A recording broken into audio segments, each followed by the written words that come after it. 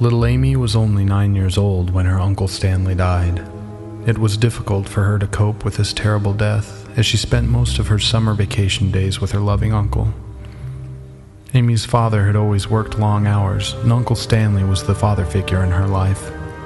Stanley, who'd been divorced for quite some time, had no children, and Amy was his only salvation from a lonely existence. He was buried in the cemetery just 2 blocks up from her house, and she would go visit his grave every day, sometimes more than once. It was on a particularly hot August night when Amy's parents had prepared to go out to a fancy restaurant across town.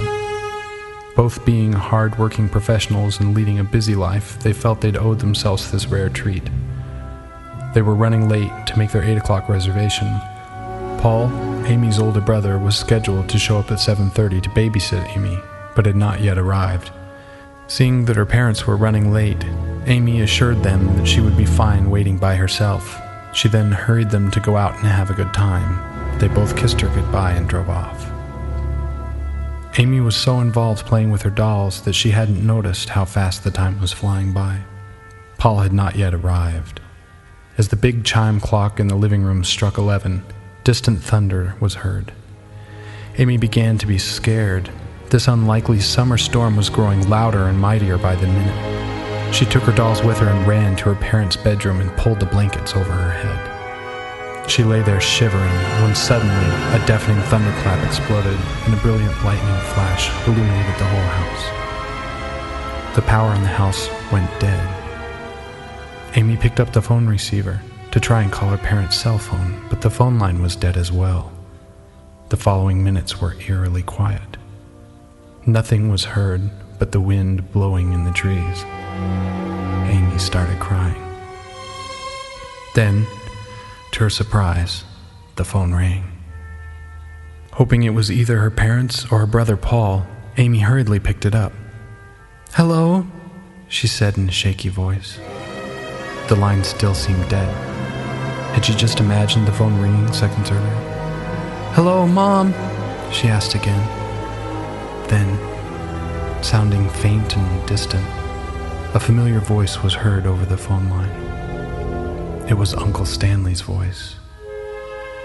"Do not leave the house, Amy. You'll be safe if you stay right here. Don't be afraid, I'm watching over you." The phone then went silent again. The storm raged on unabated, but Amy slept peacefully. Early the following morning, Amy was awakened by her brother Paul.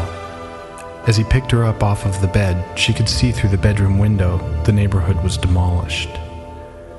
All the surrounding houses had been destroyed by the vicious storm.